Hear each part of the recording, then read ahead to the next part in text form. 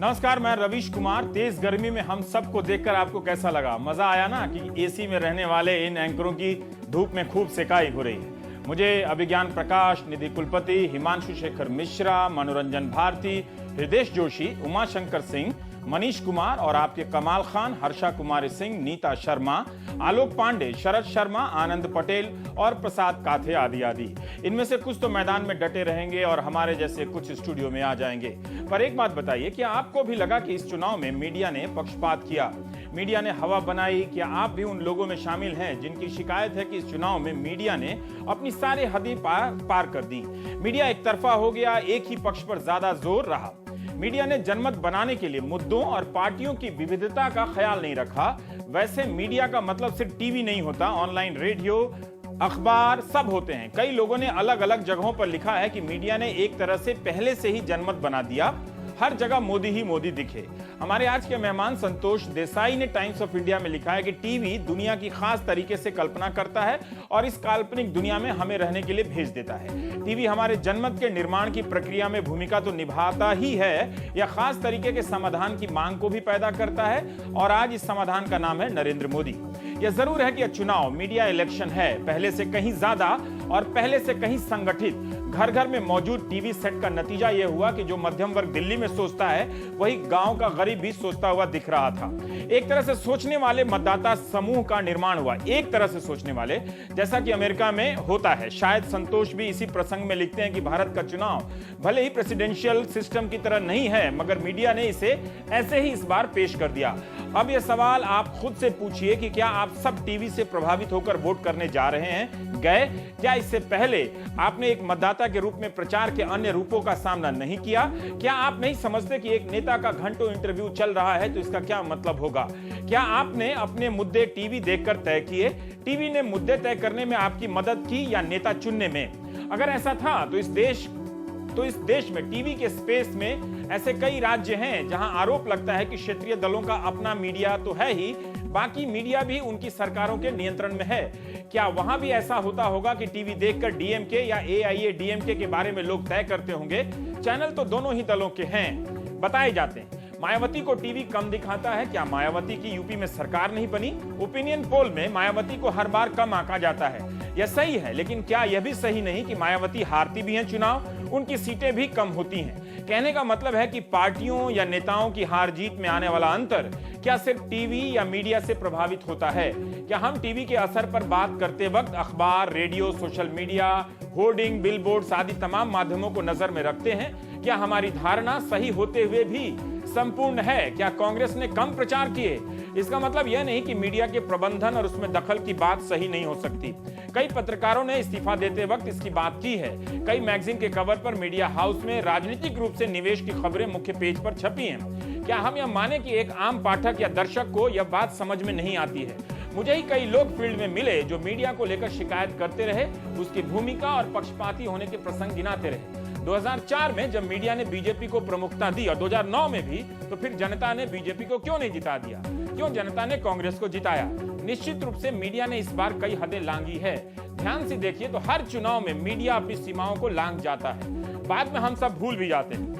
इस बार ऐसा क्यों, क्या खास है? इस पर हम बात करेंगे अपने सहयोगी रिपोर्टरों से, अपने मेहमान से। जानेंगे कि उनके क्या अनुभव रहे इस जनमत निर्माण की प्रक्रिया को समझने में और बनते हुए देखने में, टीवी के असर को देखने समझने में। लेकिन पहले नजर डालते हैं कि नरेंद्र मोदी ने अपने ब्लॉग पर उस मीडिया के बारे में क्या लिखा जिस पर आरोप लग रहे हैं कि उन्होंने सिर्फ मोदी को दिखाया। तो लिखते हैं कि मैं चुनाव के तमाम पहलुओं को कवर करने के लिए मीडिया के दोस्तों को बधाई देता हूं। देश के हर हिस्से में मीडिया काफी सक्रिय था, लेकिन मैं मानता हूं कि चुनावों को लेकर डिबेट और विमर्श को और भी बेहतर किया जा सकता था। नीतीश कुमार ने अपने फेसबुक पेज पर चुनाव प्रचार के बाद अपडेट किया कि आज शाम तक प्रचार थम जाएगा। यह अंदाजा कर पाना मुश्किल है कि इस चुनाव में भाजपा या कांग्रेस ने कितने रुपए खर्च किए और कहां से आए ये रुपए, किन पूंजीपतियों ने किन शर्तों पर इन पार्टियों के प्रचार पर निवेश किया। पर एक और पहलू है, क्या देश को इतने प्रचार से कोई फायदा हुआ? क्या इतने प्रचार के बाद एक आम देशवासी जान सका कि महंगाई कैसे कम होगी, भ्रष्टाचार से कैसे निपटा जाएगा, या रोजगार के अवसर कैसे खुलेंगे? शायद नहीं।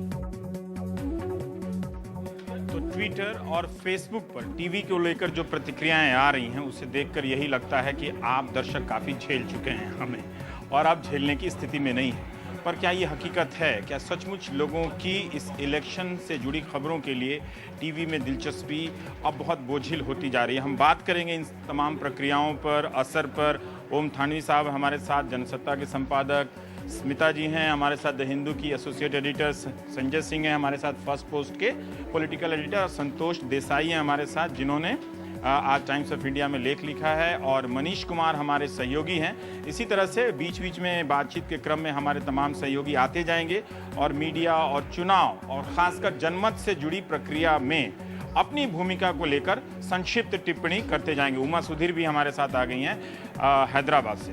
थानवी जी, मैं आपकी टिप्पणियां देख रहा था फेसबुक पर।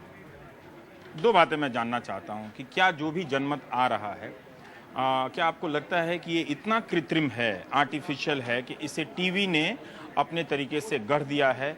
जनता या जो वोटर है उसकी अपनी सक्रियता, राजनीतिक सक्रियता कुंद हो गई है?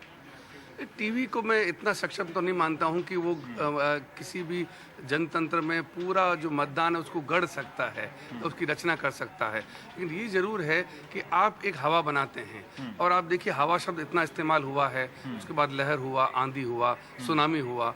तो अभी जो एग्जिट पोल अभी हम देखते हैं, तो हम बार बार ही कहते आ रहे थे कि अगर सुनामी जैसी कोई चीज़ है तो ये 300 के पार लेके जाना चाहिए एनडीए को। और अगर अभी जैसा देखते हैं तो इस तरह का तो सुनामी जैसा नहीं था। अगर नहीं था तो फिर मीडिया ने जितना पोर्ट्रे किया एक पार्टी को या किसी एक नेता को, तो जरूर उनके ऊपर एक तरह की आंच जो है वो आती है। लेकिन इसको लेकर क्या आपको नैतिक, जो पेशेवर नैतिकता है, एथिक्स है मीडिया को लेकर, वो आप टूटते हुए देखेंगे?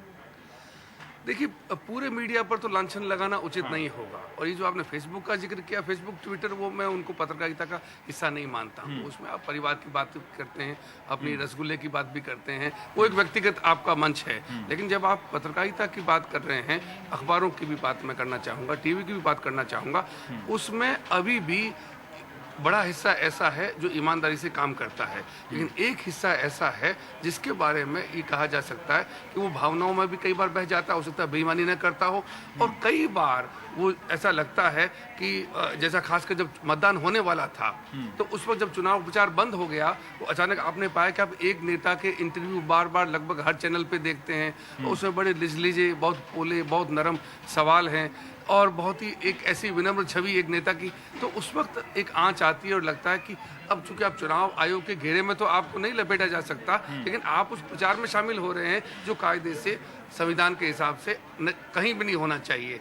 तो वो जो एक हिस्सा है, उस हिस्से की वजह से मैं सोचता हूँ कि मीडिया की नैतिकता पर और ईमानदारी पर आंच आती है। कि मतलब अपने दर्शकों की समझ के लिए कि आप ये कह रहे हैं कि सिर्फ एक नेता का इंटरव्यू ना चलता और भी कई नेताओं के इंटरव्यू चलते, तो दर्शकों के सामने उनके भी मत सामने आते, आप ये कह रहे हैं? निश्चय। लेकिन अगर वो उपलब्ध नहीं है, जैसे राहुल गांधी नहीं उपलब्ध है और नरेंद्र मोदी उपलब्ध है सबके लिए, कैमरे पे आइए मेरा इंटरव्यू करो और जितना दिखाना है उतना दिखाओ, तब नहीं? देखिए, मेरा कहना ये है कि हम राहुल, मायावती तो देती नहीं। मायावती ने 15 जनवरी को ही ऐलान कर दिया था कि वो किसी को इंटरव्यू नहीं दें। ये भी एक तथ्य है। देखिए, इतने बड़े देश में इतने नेता हैं, अखबारों में तो हम उनके बयान पढ़ते ही रहते हैं, लेकिन जब इंटरव्यू की बात आती है तो नरेंद्र मोदी और फिर राहुल गांधी, दो की बात आई, फिर बीच में केजरीवाल भी आ गए। इन तीन लोगों को बराबर का दर्जा दे दिया गया, जबकि कायदे से चुनाव के नतीजे बताएंगे कि कितना फासला आपस में है। लेकिन जो बाकी दल हैं, अगर वो इतने मजबूत नहीं हैं, वो प्रादेशिक हैं, प्रादेशिक का मतलब प्रदेशों में उनका असर है। ऐसे तो कहा जाए तो भारतीय जनता पार्टी का भी हर राज्य में असर नहीं है। तो उन दलों को, आप जयललिता के बारे में अभी जो आपने कहा, तो आपने जितने नेता गिनाए वो सब आपने उत्तर भारत के गिनाए। दक्षिण की तरफ हम लोग जाते ही नहीं हैं कि उन लोगों से बात की, क्योंकि हम कहते हैं कि उनसे बात तो अंग्रेजी में करनी पड़ेगी। हम हिंदी चैनलों की बात कर रहे हैं, मेरा कहना है अंग्रेजी के चैनल हैं, वो तो दक्षिण के नेताओं से बात कर सकते हैं। हिंदी के चैनल बता करके अनुवाद दिखा कर सकते हैं, उसमें हमारे यहाँ पे 3-4 नेताओं से ज्यादा लोग हम लोग बड़े नहीं हैं। मायावती को आप छोड़ दें, लेकिन आप ये कमी तो हर कारत चुनाव से में बात कर सकते थे। देखिए सीपीएम सीपीआई के लोग वो तो काफी बोलते हैं, वोकल भी। उनका भी इंटरव्यू नहीं दिखा, उनका कम इंटरव्यू दिखा ही नहीं। मुझे तो हिंदी कहीं- प्रदेशों के चैनलों मुझे में तो भी कहीं नहीं दिखाई दिया। अपवाद के लिए छूट दे देते हैं, लेकिन दिखा नहीं। भाई सीताराम येचुरी से अगर आप बात करते हो तो हिंदी भी अच्छी बोलते हैं, कहीं तो बात कर सकते थे ना। वो वैसे सीताराम येचुरी को हमने ज्यादा अंग्रेजी चैनलों के डिबेट में देखा है। हिंदी वाले नहीं बुलाते होंगे, वरना हिंदी बहुत अच्छी बोलते हैं। ऐसा मैं नहीं मान सकता कि नहीं बुलाते होंगे, लेकिन फिर भी स्मिता, मैं ये जानना चाहता हूँ, अभी मैं अब संतोष के पास जाऊंगा, कि हम जब ये मीडिया के बारे में धारणा बनाते हैं तो क्या आपको लगता है कि आपका प्रिंट भी इसमें उसी तरह से लपेट लिया गया है जैसा टीवी लपेट लिया गया है? और क्या मैं आपसे जानना चाहता हूँ कि जो विविधता, डाइवर्सिटी प्रिंट में है, खबरों में अगर टीवी की तुलना में ज़्यादा है, तो इस परसेप्शन को बनाने में वो हम देख पाए हैं क्या प्रिंट भी यही दो नेताओं को चेस करता रहा? ज़्यादातर प्रिंट में भी इन दोनों नेताओं को ज़्यादा दिखाया, मगर फिर भी प्रिंट में ज़्यादा डाइवर्सिटी था, मुझे जो लग रहा है। और इश्यूज को भी ज़्यादा उठाया गया टीवी के जरिए। हाँ, क्योंकि प्रिंट का कैपेसिटी भी ज़्यादा है, और यदि आप जैसे इंटरनेट में आप बहुत सारे आर्टिकल्स देखेंगे, दोनों तरीके के थे, मगर जो ओवरवेलमिंग एक इम्प्रेशन निकला वो बीजेपी, प्रो नरेंद्र मोदी का ही निकला। क्योंकि किसी ने एक सर्वे किया है, उसमें दिखाया गया है कि अबाउट मोर देन 34% मोदी को कवरेज मिला है टेलीविजन में। तो और इसमें एक बीजेपी की आलोचना है कि एक साल पहले तक दिन भर अरविंद केजरीवाल को दिखाया जाता था, या उससे भट्टा परसौल वाले राहुल गांधी की यात्रा देख लीजिए, या यूपी में जो उनका रिजल्ट आया उसके अनुपात में राहुल गांधी को कितना दिखाया गया था। भट्टा परसौल में जब वो पदयात्रा कर रहे थे तो 20 से अधिक ओबी वैन उनके पीछे पीछे जा रही थी। तो एक समय का भी उसमें रहा कि वो दबाव, चूंकि वो मुख्य दावेदार थे, इसलिए भी रहा होगा। ये सब कुछ जानबूझ के एक राजनीतिक निवेश के तहत होता रहा। देखिए, ये कहना किसी पे एक उंगली उठाना मैं नहीं कहूँगी। देखिए, जो बीजेपी का जो स्ट्रैटेजी रहा उसमें मीडिया का एक बहुत बड़ा हिस्सा था। बीजेपी की जो अब सफलता होने वाली है जैसे लग रहा है, उसमें आरएसएस का भी हिस्सा रहा, भाजपा का अपना हिस्सा रहा, उनका जो एक पब्लिक रिलेशंस वाला स्ट्रैटेजी था, मगर उसमें मीडिया का भी एक बहुत बड़ा हिस्सा था। और उन्होंने बहुत कुशल तरीके से पूरा उन्होंने स्ट्रैटेजी बनाया। कई बार लगता है जब चुनाव आता है तो हम भूल चुके होते हैं कि 5 साल पहले कैसा होता था मीडिया के साथ, और किस तरह से तब मीडिया का मैनेजमेंट। हमेशा लगता है कि इस बार ऐसा हो रहा है और इस बार ज़्यादा हो रहा है। देखिए रवीश, पहले तो मैं ये जो आलोचना है मीडिया की कि मीडिया नरेंद्र मोदी को बहुत ज़्यादा दिखा रहा था, मैं इससे सहमत नहीं हूँ। क्योंकि इस चुनाव का 2014 चुनाव के मूल उस पे नरेंद्र मोदी थे। ये मोदी सेंट्रिक चुनाव है, इसे आप चाहिए या नकारिए, सत्य यही है। और जब कोई भी चुनाव एक व्यक्ति के प्रति इतना सेंट्रिक हो जाता है, वही मोदी ही इशू है, तो फिर ऑब्वियसली उसके बारे में चीजें ज्यादा दिखाई जाएंगी। दूसरी चीज, ज्यादा दिखाने के बजाय मुझे लगता है कि एक ही चीज को बार बार ज्यादा दिखाया गया, बजाय कि उसमें और वैरायटी डालने के। देखिए, उसमें एक लिमिटेशन है। जैसे अगर आप बता सकें कि मुझे लगता है कि अगर जिस गुजरात मॉडल की चर्चा हुई तो मीडिया को वहाँ यात्रा करनी चाहिए थी, वैसे मैं भी नहीं गया, और उस मॉडल की अच्छाई और बुराई दोनों को दिखाना चाहिए था, जिससे और भी जो दर्शक है जो दूर सुदूर बैठा है, जो गुजरात मॉडल और विकास के नाम पे धारणा बना रहा है, वो सब तस्वीरों में भी देखता, आर्टिकल में भी पढ़ता। देखिए रवीश, मैं दूसरी जगह कई जगह मैं जब गया चैनलों पे या अपने यहाँ जब किसी और डिस्कशन में बैठा, तो वहाँ एक आप ही के एनडीटीवी की खबर की बहुत चर्चा हुई, जो उनके विधानसभा क्षेत्र के बारे में थी। उसी तरह से बहुत सारी चीज़ें गुजरात चुनाव के दरमियान भी दिखाई गई कि वो डेवलपमेंट मॉडल कितना सही है, और गुजरात के डेवलपमेंट मॉडल पे बहुत चर्चा हुई है। ओपेड पेज, एडिट पेज, खबर, उनमें भी बहुत चर्चा हुई है। मैं वही कह रहा हूँ कि वो चर्चाएं भी हुई हैं, लेकिन उन चर्चाओं पे लोग भी उतना तवज्जो नहीं दे रहे हैं। देखने वाले, दिखाने वाले, लिखने वाले भी उस चीज को वहाँ से करके हैं, वो वहाँ पर हैं, वो वहाँ पे हैं, उनकी आलोचना भी है और उनकी पेशबंदी भी है, बिल्कुल है। हमारे यहाँ भी काफी ज्यादा वो आलोचनाएं हैं, वो चीजें भी सामने निकल करके आ रही हैं। जैसा आप कहे कि देखिए जब भट्टा परसौल हो रहा था या जो चुनाव हुआ था यूपी का चुनाव, आपने सही वो कहा, अगर दिल्ली में आप बैठ के देखते तो लगता था कि जैसे कांग्रेस राहुल गांधी बिल्कुल एक परिवर्तन की हवा बहा रहे हैं, जबकि वहाँ स्टोरी वो थे अखिलेश यादव। दोनों में वो विडंबना है। एक से हमारे लेकिन हमारे प्रिंट और टीवी की एक चीज कह रहे थे, देखिए प्रिंट में एक पेजेस का फॉर्मेट अलग अलग होता है। तो प्रिंट में ऐसा मैं नहीं मानता कि टीवी कोई चीज को दिखा रहा हो, प्रिंट ब्लैकआउट कर रहा हो, प्रिंट दिखा रहा हो, टीवी ब्लैकआउट कर रहा है, ऐसा नहीं है। विविधता वहाँ भी है क्योंकि उनके पेजेस का फॉर्मेट इस तरह का है और आप एक टाइम बाउंड है। कई बार लोग उस चीज को ज्यादा देखना चाहते हैं तो पसंद के हिसाब से। हमारे साथ हृदय जोशी हैं, उनकी बैटरी की समस्या। और हृदय, अगर संक्षेप में बता दें, हम संतोष जी के पास जाएंगे अभी, कि आप फील्ड में घूमते वक्त मीडिया के बारे में किन किन आवाज़ों को सुन रहे थे, जो लग भी रहा होगा आपको कि ये सही है, और कई आवाज़ें ऐसी भी होती होंगी जिससे आप इत्तेफाक नहीं रखते होंगे। जी देखिए, बहुत बड़ी बात है रवीश, इस पूरे 3 महीने के सफर के दौरान हमने ये तय किया है कि 16 तारीख के बाद पार्टियां रहेंगी या नहीं रहेंगी, ये सियासत चलेगी या नहीं चलेगी, ये बड़े सवाल नहीं है। मीडिया बचेगा या नहीं बचेगा, ये बहुत बड़ा सवाल है और अभी जागने का वक्त है। ये तमाम लोगों के मुंह से सुना, नेताओं के मुंह से सुना। नेताओं का तो अपना पार्टिजान हो सकता है, अपना उनकी पक्षधरता हो सकती है, निष्पक्षता में कमी हो सकती है, लेकिन लोगों ने साफ कहा कि आप ये तय कर लीजिए कि अब मीडिया बचेगा या नहीं बचेगा। टेलीविजन जर्नलिस्ट जो हैं वो टेलीविजन आर्टिस्ट हो गए हैं, टेलीविजन परफॉर्मर्स हो गए हैं। वो टेलीविजन में 1 या 2 मिनट का परफॉर्मेंस कर रहे हैं या 1 घंटे का परफॉर्मेंस कर रहे हैं। ये एक बहुत बड़ी समस्या हो रही है। हम रवीश की रिपोर्ट की बात जगह जगह मुझे सुनाई देती है, लोग कहते हैं कि आप वैसी रिपोर्टिंग क्यों नहीं करते, बहुत सारे लोग हैं। लेकिन ये चलिए अपने मुंह मियां मिट्टू बनने वाली बात हम कह सकते हैं, लेकिन ऐसे इंडिविजुअल जर्नलिस्ट हैं जिनका फ्यूचर जो है वो टिका हुआ है। मीडिया हाउसेज जो हैं वो एक कॉर्पोरेट सेटअप में चल सकते हैं, लेकिन टेलीविजन जर्नलिस्ट या प्रिंट जर्नलिस्ट अगर मीडिया हाउस के साथ जुड़ के रहेगा, ये जो बात मुझे समझ में आई, तो उसे कोई जर्नलिस्ट मानने को तैयार नहीं है। मीडिया हाउस की आइडेंटिटी बनी रह सकती है, जर्नलिस्ट की आइडेंटिटी तभी है जो वो पॉलिटिकल रिपोर्टिंग कर रहा है, सोशल रिपोर्टिंग कर रहा है, ग्राउंड से रिपोर्टिंग कर रहा है। गुजरात के मॉडल की बात कही आपने ही मुझसे कहा था गुजरात जाने के लिए, तो जब मैं गुजरात गया था तो हमने वहां पर दिखाया कि गुजरात में जो ग्रोथ ऑफ रेट में डिफरेंस है 1960 में,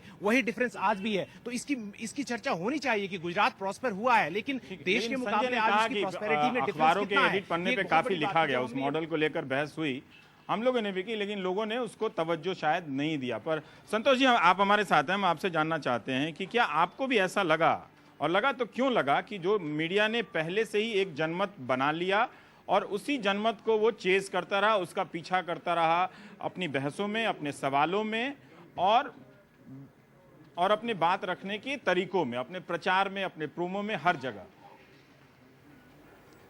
ये देखिए, मेरा मानना है कि 2 मुद्दे अलग हैं। एक ये है कि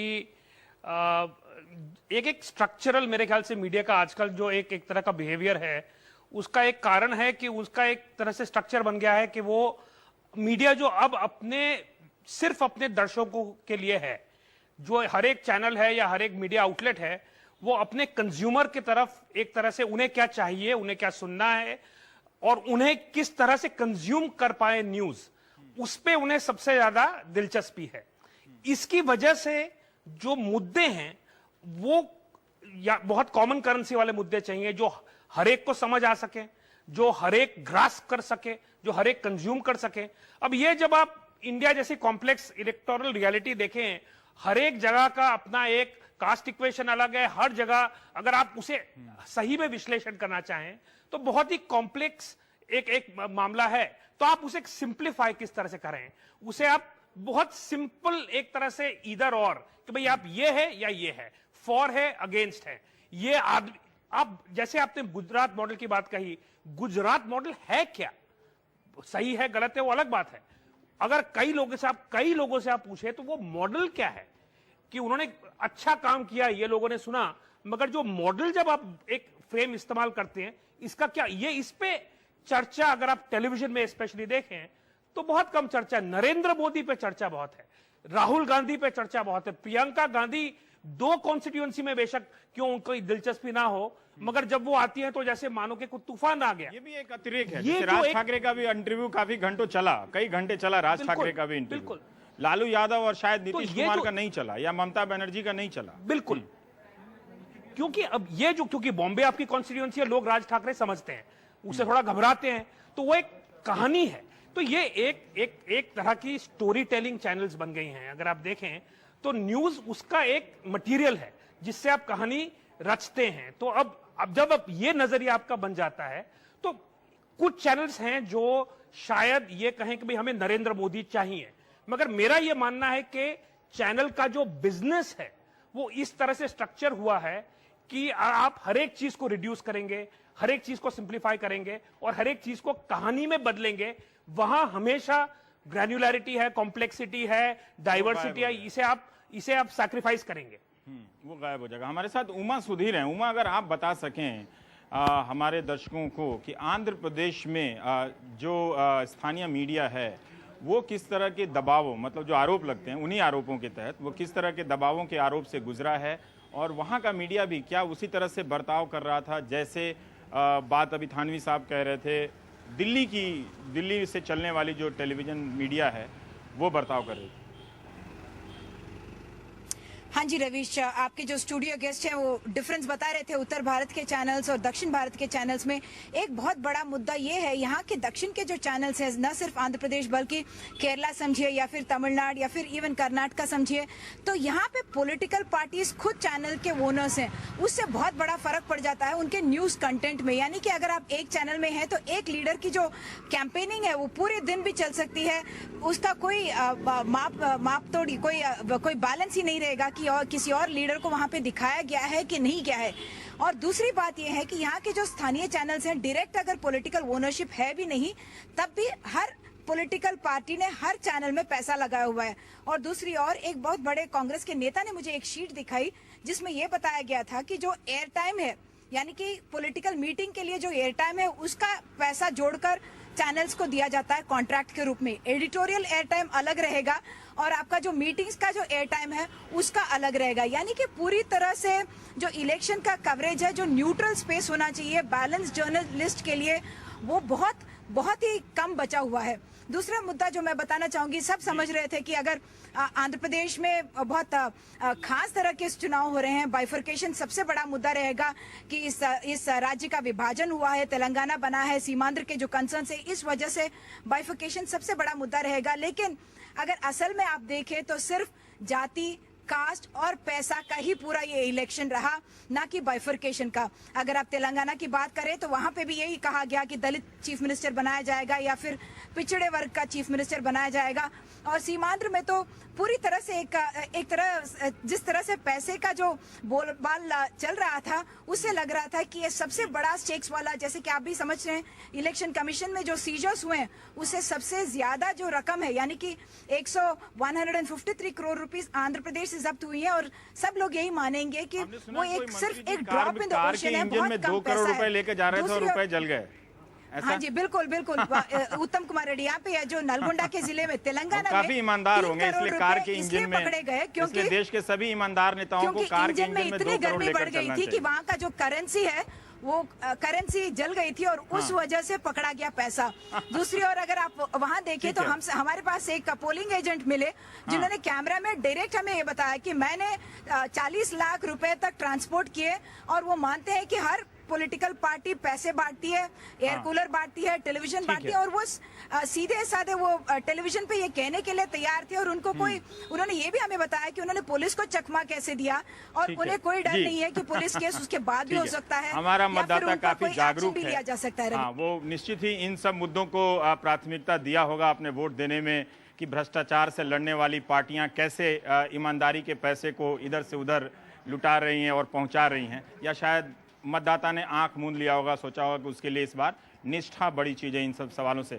मनीष हमारे साथ हैं, सुबह से काफी खड़े हैं। हर पॉलिटिकल पार्टी देती है जी, हर पॉलिटिकल पार्टी, हाँ, इसमें काफी समभाव है, पार्टी देती है, इसलिए एक तरह से बैलेंस हो गया है कि आप जिस पार्टी को देना चाहें उसी को वोट देंगे, लेकिन पैसे सब देंगे आपको। मनीष, हम ये थोड़ा सा जानना चाहते थे कि बंगाल की पृष्ठभूमि में अगर आप मीडिया की जो वहाँ तस्वीर अगर आप बता सकें, जो जैसे उमा सुधीर ने आंध्र प्रदेश का बताया, क्या वहाँ का मीडिया भी ये सही नहीं है कि क्षेत्रीय दलों का भी अपने इलाके की मीडिया पे नियंत्रण होता है?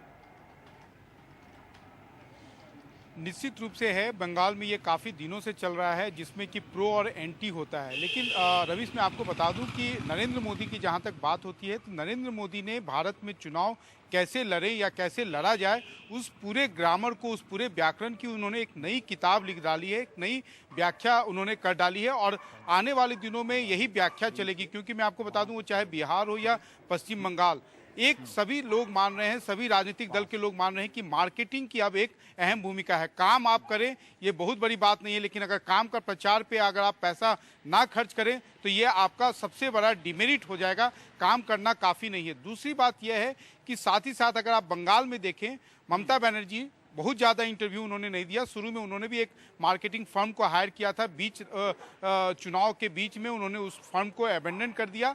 लालू यादव और ममता बनर्जी, ये दो एक ऐसे शख्स हैं इस राजनीति में जिनका लालू यादव का तो कोई फेसबुक पेज नहीं है, कोई पीआर फर्म नहीं है, कोई मार्केटिंग फर्म नहीं है, कोई इंडिया के बड़े कॉर्पोरेट्स उनके पीछे खड़े नहीं है, लेकिन चुनाव में वो बेहतर प्रदर्शन कर रहे हैं। ये नरेंद्र मोदी की हवा या नरेंद्र मोदी का अंडर करंट या नरेंद्र मोदी का इतना कुछ आप कह सकते हैं कि इतनी तैयारियां। मैं आपको बता दूं कि नरेंद्र मोदी के चुनाव के प्रचार के बारे में मैंने आपके साथ पहले भी चर्चा की थी। ये पहली बार है कि जो उनकी पार्टी के उम्मीदवार थे, उन्हें ना केवल उनका जनपत्री लिखा गया, बल्कि बाद में मतदान के कुछ दिन पहले आपको मालूम है कि उन्हें सारे उम्मीदवारों के पास एक पैकेट आया, जो एक वशीकरण यंत्र उन्हें दिया गया। तो बहुत कुछ नया हुआ है इस चुनाव में, जो आने वाले दिनों में वशीकरण यंत्र मुझे लगता है आपको भी दिया गया और सारा कुछ। खैर ठीक है, आप मैं जस्ट एक स्क्रीन पे आपको यंत्र नहीं दिया गया। मनीष, मैं दिखा रहा हूँ अपने दर्शकों को इस वक्त टेलीविजन चैनलों पर कैसे एग्जिट पोल की लहर है। तो आप ये देख लीजिए। पवन हमारे कैमरा पर्सन एक धड़ाक से दिखा देंगे, पर थानवी जी आप दिखाते रहिए कि पर ऐसा नहीं है कि हम नहीं दिखाएंगे, हम भी दिखाएंगे, लेकिन बताएंगे कब दिखाएंगे आपको। पर इस वक्त आज शाम एग्जिट पोल की लहर है। पर एक बात मुझे बताइए कि आंध्र प्रदेश में इस तरह से उमा सुधीर बता रही थी कि राजनीतिक दलों के अपने अपने चैनल हैं, पर जनता जानती है। ऐसा तो नहीं है कि जिस दल का बड़ा चैनल है, उसकी प्रसार संख्या है, वही जीत कर आ रहा है। ऐसा तो होता नहीं है ना। नहीं, मैं जो बात शुरू में कह रहा था वो ये थी कि दक्षिण के लोगों के बारे में दिल्ली से चलने वाले चैनल बिल्कुल उदासीन हैं और ये कह करके नहीं बच सकते कि उनकी भाषा जो है वो अलग है। क्योंकि आपने देखा होगा कि नरेंद्र मोदी ने हिंदी में इंटरव्यू दिए अंग्रेजी चैनलों को, केजरीवाल भी ये करते रहे हैं और उसके बाद उसका अनुवाद आता है। तो अगर चंद्रबाबू नायडू को, मुझे नहीं पता उनका कोई चैनल है कि नहीं, लेकिन इस तरह से दिल्ली में भी बहुत से नेता हैं जिनका हो सकता है, उनके चैनल हैं, वो उनके चैनल भी हैं और पार्टियों से जुड़े हुए चैनल भी हैं और ऐसे मालिक भी हैं जो पार्टियों से सीधा सीधा उनका पुराना राब्ता है। सवाल को एक आम दर्शक कैसे समझे, उसको कैसे डील करे कि ये चैनल सीधा एक राजनीतिक दल का, व्यक्ति का, सीधा एक सांसद के अखबार का है, क्या करे फिर? देखिए, सिर्फ सांसद का ही नहीं, नेता का ही नहीं, जो बड़े उद्यमी हैं, मतलब देश के बड़े से बड़े उद्यमी जो जाने जाते हैं, उन्होंने चैनल खरीदे हैं और वो चाहते हैं कि कौन सा दल आए, क्योंकि ये तो सीधा सीधा व्यापार का हित देखने वाली बात है, वरना इतना पैसा चुनाव में लगता भी नहीं। तो उन्होंने जो चैनल खरीदे हैं वो भी राजनीति करते हैं, ये अकारण नहीं है।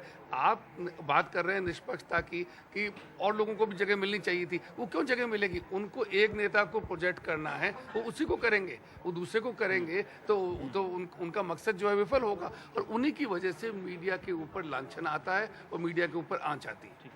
संतोष देसाई के पास में संतोष जी, मैं ये जानना चाहता हूं कि इस चुनाव को मीडिया इलेक्शन कहा जाता है और खासकर टेलीविजन जिस तरह से वो गांव-गांव में फैला है, लेकिन दूसरी तरफ हमारे पास कई ऐसे नेता हैं जो बिना मीडिया के लड़ रहे हैं। मायावती, मनीष ने कहा, जैसे लालू यादव और ममता बनर्जी, पर वो मुख्यमंत्री होने के नाते उनको ज़रूर थोड़ा बहुत कवरेज मिलता होगा, या नीतीश कुमार, या हालांकि नीतीश कुमार पे तो एक ओपन मैगजीन ने एक कवर पेज ही निकाला था, editor in chief of Bihar, तो वो भी नहीं भूलना चाहिएगा जब हम मोदी को कह रहे हैं तो। लेकिन क्या आपको लगता है कि टेलीविजन इतना डिसाइड कर रहा है आपके फैसले को एक मतदाता के रूप में, या हम बहुत ज्यादा इसकी बातों को बढ़ा चढ़ा कर देख रहे हैं? मेरे ख्याल से ये एक जो पहला इलेक्शन है जहां ये मुद्दा एक ये जो सवाल है कि टेलीविजन का वास्तव में कितना इन्फ्लुएंस है, मेरे ख्याल से ये एक जो इलेक्शन है वो इसका ये कुछ हमें नतीजा देगा कि भाई टेलीविजन का सेंट्रल रोल है या नहीं। अभी तक जो इलेक्शन में था वो टेलीविजन का जो, अगर आप देखें कि उसका क्या रोल था, वो एक तरह से वो अपनी कहानियां तब भी रचता था, मगर अगर आप देखें पिछले 2 इलेक्शन में देखें तो उसका कोई खास असर नहीं था। तो यानी एक तरह की सच्चाई थी और एक जमीनी सच्चाई थी और दूसरी टेलीविजन की सच्चाई थी और उसका खास कोई उनका कोई मिलाप नहीं था।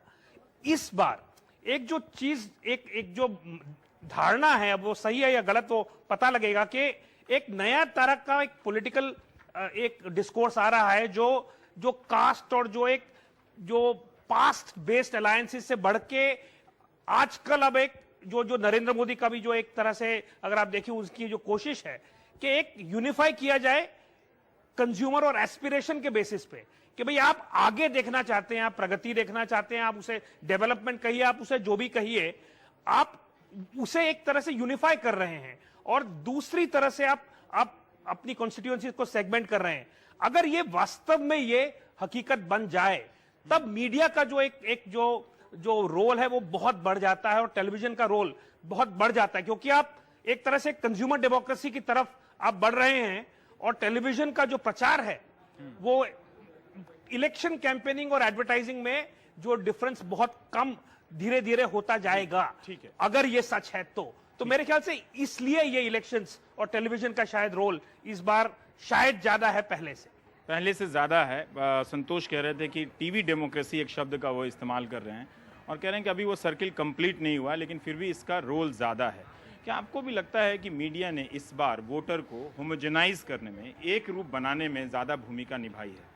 बिल्कुल, क्योंकि मैं अपना अनुभव बताती हूँ। मैंने काफ़ी उत्तर प्रदेश में इस बार मैं चुनाव में घूमी।